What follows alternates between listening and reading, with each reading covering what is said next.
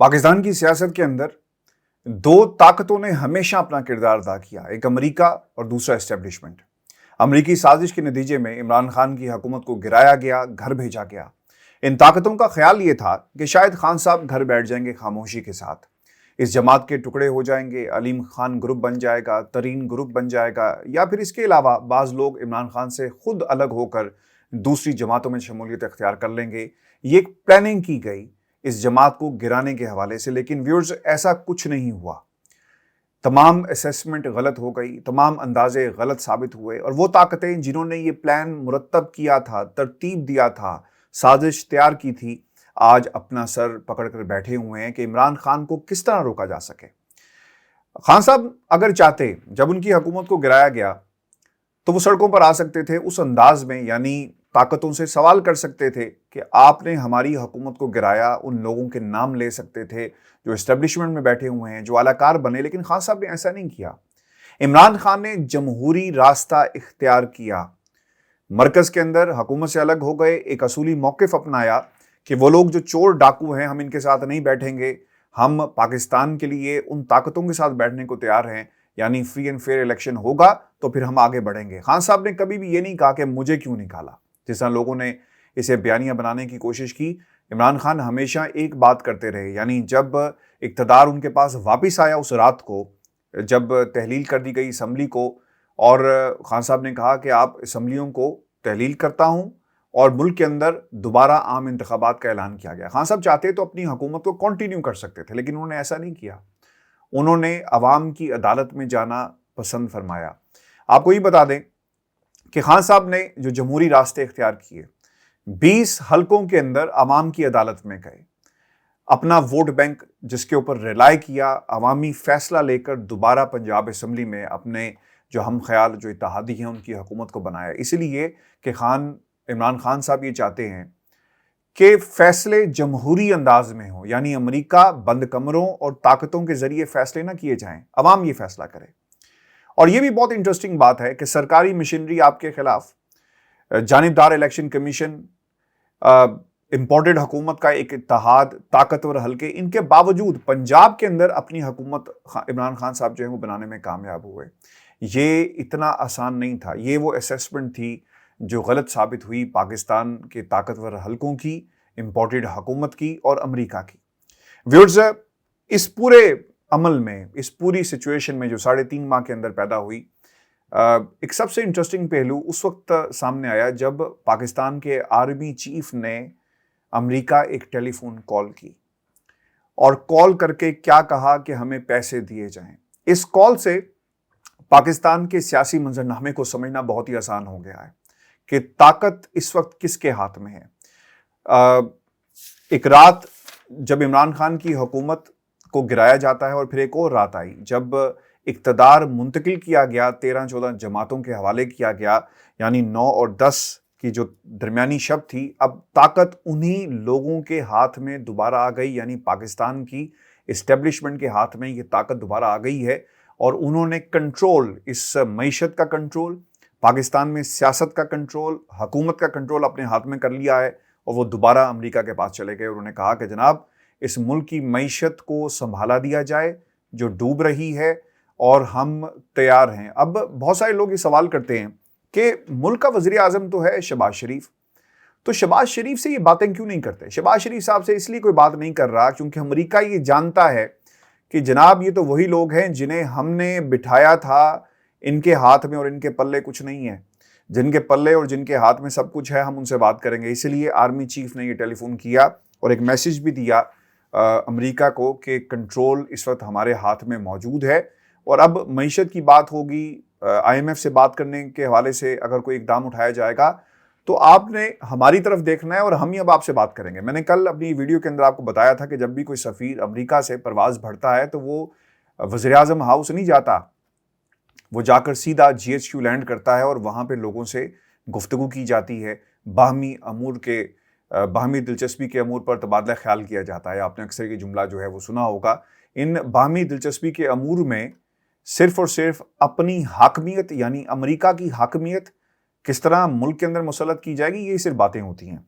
आपको ये बता दूं कि जिनके पास یہ طاقت تھی 3.5 ماہ پہلے، اب اقتدار اور طاقت ان کے پاس واپس آ گئی ہے۔ یہ بہت ہی امپورٹنٹ اور انٹرسٹنگ سٹیٹمنٹ ہے، اور یہ میں آپ کو انفارمیشن کی بنیاد پر یہ تمام چیزیں آپ کے ساتھ میں شیئر کر رہا ہوں۔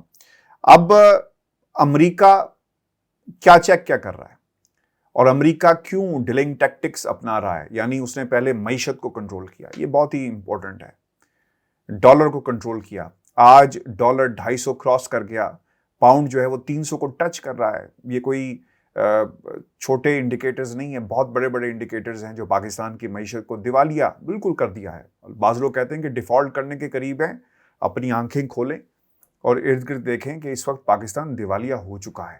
اگر کسی کو نظر نہیں آ رہا نا، تو وہ عقل کی اینک لگائے، اور لگانے کے بعد ان کے چہروں کو بھی دیکھے، اور جو طاقتیں کر رہی ہیں ان کو بھی دیکھے، اور ہمیں ہمارے گھٹنوں پر لا کر اپنی مرضی کے فیصلے کروائے جا سکیں گے۔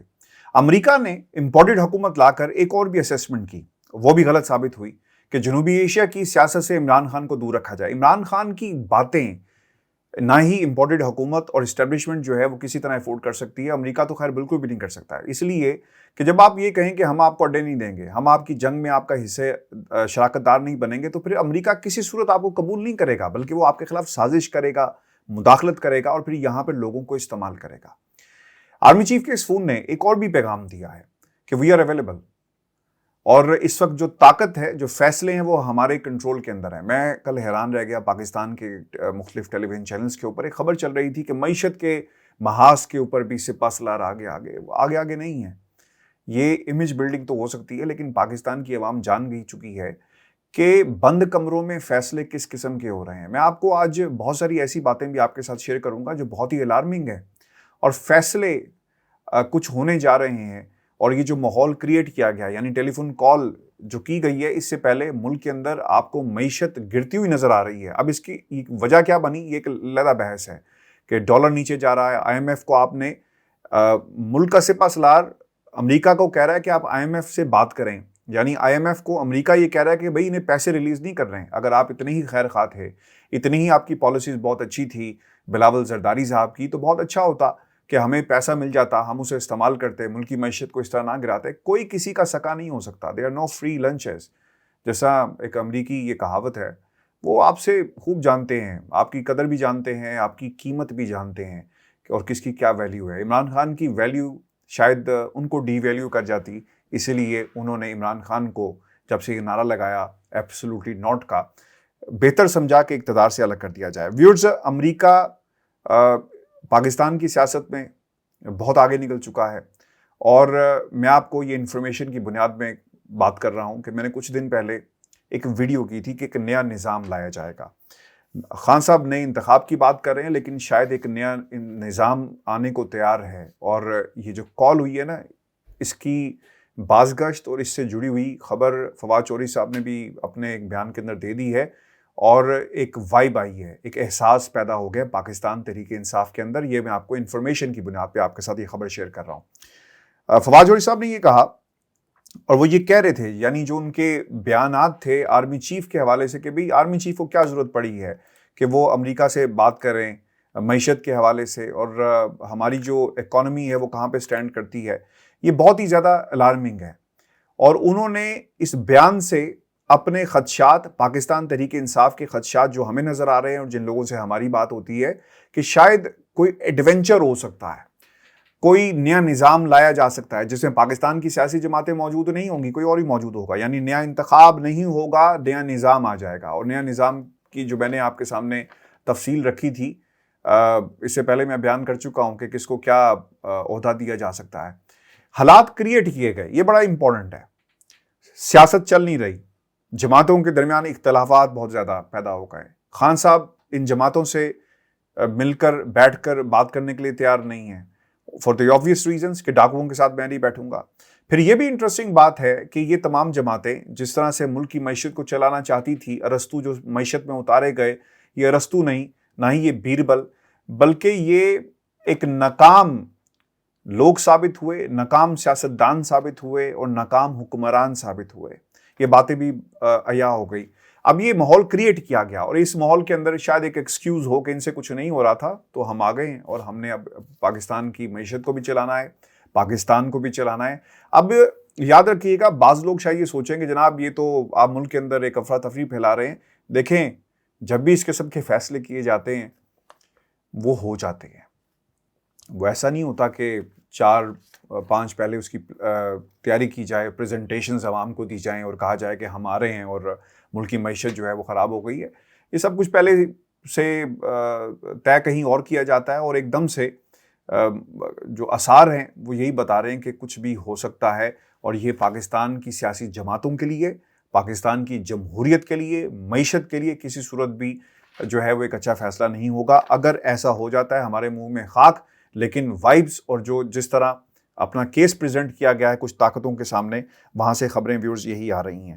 اچھا، اب اس میں ایک اور بھی انٹرسٹنگ بات ہے، یعنی اس سے پہلے ایک اور بھی کام ہوگا، اور وہ یہ ہے، اور یہ میں پریپوزیشن آپ کے سامنے رکھ رہا ہوں کہ بات اس طرف بھی جا سکتی ہے کہ امریکہ یہ کہے اور شرط رکھ دے کہ آپ نے عمران خان کو نکالا. یہ بہت ہی امپورٹنٹ چیز ہے. لیکن عمران خان ڈائری لے کر گیا تھا، لشکر لے کر واپس آ گیا. اب اس کا کیا کرنا ہے؟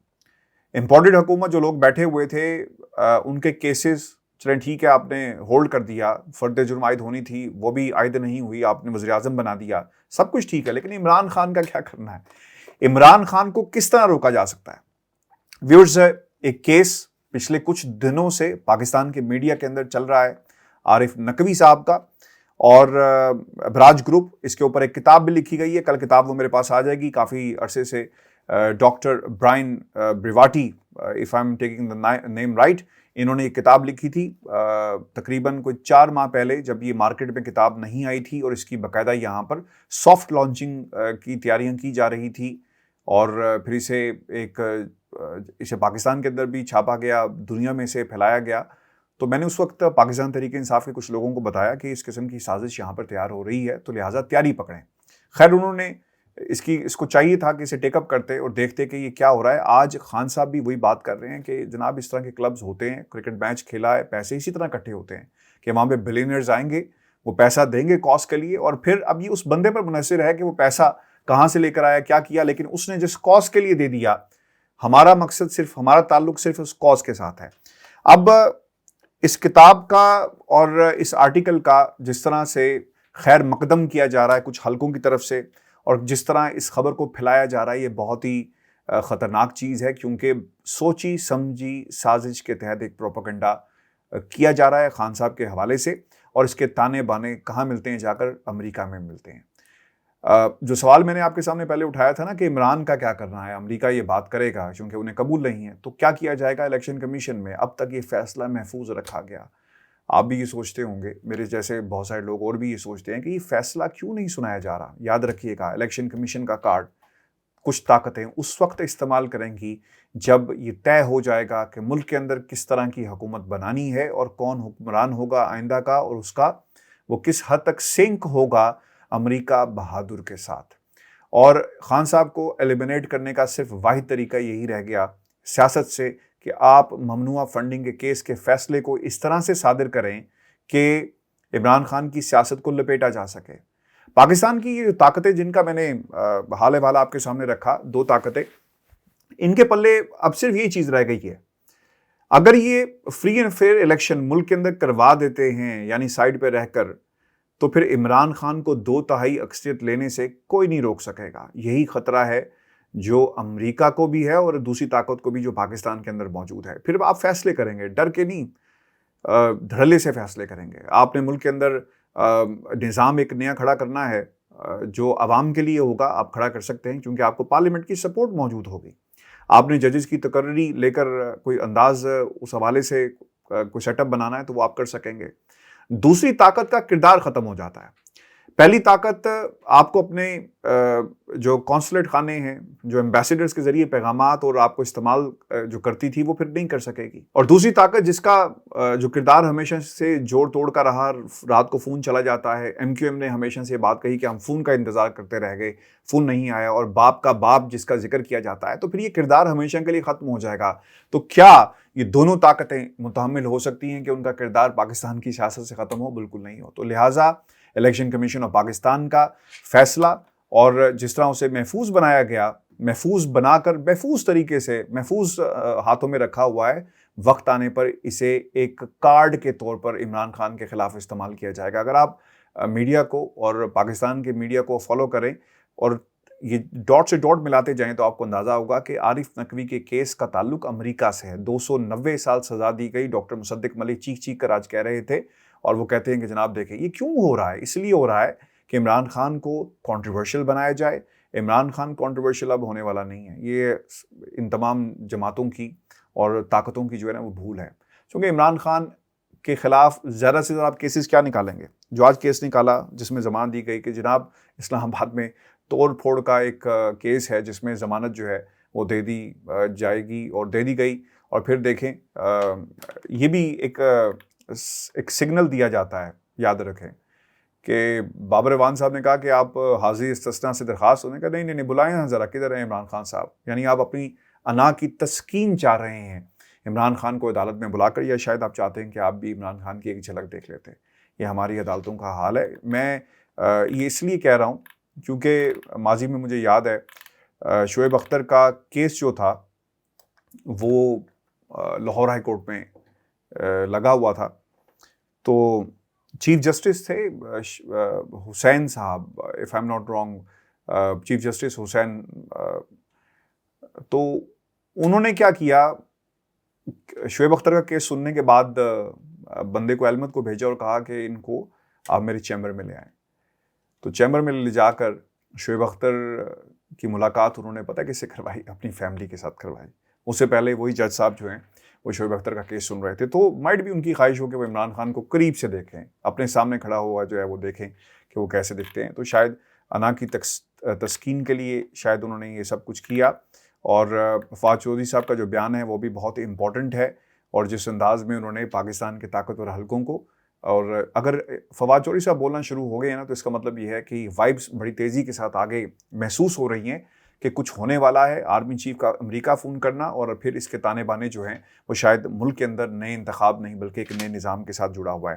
ویورز آپ کو یہ بتا دیں کہ مریم اور بلاول یہ بھی عین ممکن ہے، یعنی امریکہ کہے گا عمران خان کو علیحدہ کریں تو شاید ایک طریقہ کار اپنایا جائے، اس کارڈ کو استعمال کیا جائے الیکشن کمیشن آف پاکستان کے، اور پھر مریم نواز اور یہ دوسرے جو کردار ہیں انہیں بھی شاید استعمال کیا جا سکتا ہے۔ یعنی ان کی اگر فوج اور اسٹیبلشمنٹ یہ فیصلہ کر لے کہ ہم نے باہر نہیں آنا اور ہم نے اسی طرح نظام کو چلانا ہے، تو پھر انہیں امریکہ کو قائل کرنا پڑے گا، اور پھر ایک بڑے پیمانے کے اوپر ملک کے اندر انتخاب سے پہلے کوئی انتظامات کرنے ہوں گے کہ مریم اور ساتھ ساتھ بلاول جو ہے، حالانکہ بلاول کے چانسز جو ہیں وہ زیادہ برائٹ ہیں ایز کمپیئر ٹو مریم، کیونکہ طاقتور حلقوں میں مریم کو پسند نہیں کرتے، بلاول کی جو ایکسیپٹنس ہے وہ مریم کے مقابلے پہ زیادہ ہے۔ ویورز اس پوری سچویشن میں ایک اور بھی چیز بڑی اہم ہے جسے ہم اگنور نہیں کر سکتے، وہ کیا ہے جی؟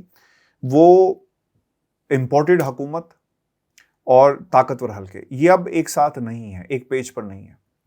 جب ہم کہتے ہیں نا کہ ایک پیج پہ نہیں ہے تو فوری طور پر خیال ہمارے ذہن میں آتا ہے کہ جناب لانے والے تو یہ تھے، تو یہ آج ایک پیج پر کیسے نہیں رہے؟ ایک پیج پر اس لیے نہیں ہے چونکہ اب معاملہ آنا ہے آرمی چیف کی ایکسٹینشن کا۔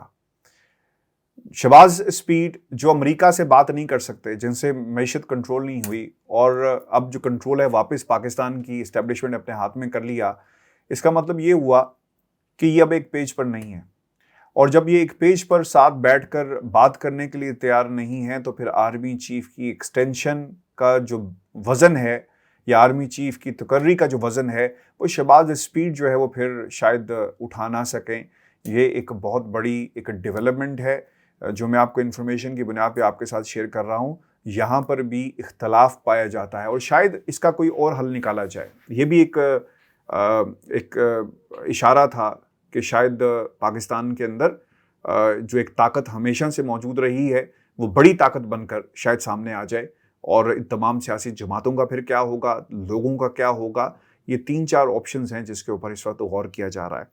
آج کی یہ ویڈیو بہت ہی اہم ہے اور اسے شیئر آپ نے ضرور کرنا ہے، چونکہ یہ باتیں پاکستان کا میڈیا نہیں کرتا، اسٹیبلشمنٹ کے حوالے سے جو حقائق ہیں وہ نہیں رکھتا۔ فون کال کے اوپر آپ نے ترانے تو چلا دیے پاکستان کے ٹیلی ویژن چینلز کے اوپر کہ معیشت کے محاذ کے اوپر بھی سپہ سالار آ گئے، لیکن اصل میں پیچھے جو اس کے کہانی اور جو عناصر کار فرما ہیں اس کے اوپر کوئی بات نہیں کر رہا۔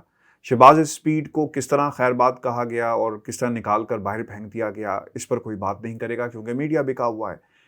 عمران خان کو نکالنے پر سارے بات کریں گے، لیکن سلام ہے اس لیڈر کے اوپر کہ تمام لوگ مل کر اسے نکالنے پر لگے ہوئے ہیں، لیکن پھر اللہ کی مدد اور لوگوں کی جو سپورٹ اس شخصیت کو حاصل ہے وہ بار بار واپس آ جاتے ہیں۔